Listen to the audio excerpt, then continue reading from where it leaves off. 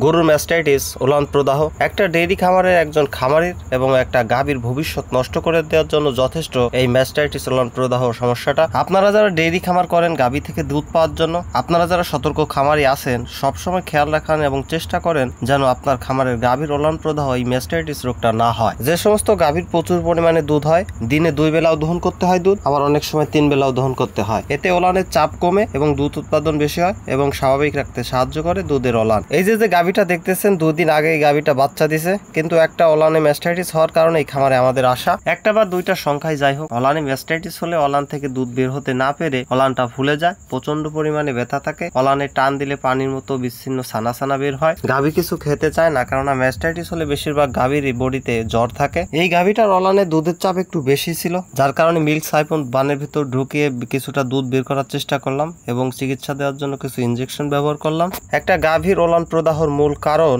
জীবাণু ব্যাকটেরিয়া, যা ওলানের ছিদ্র দিয়ে প্রবেশ করে এমন ধরনের সমস্যা তৈরি করে।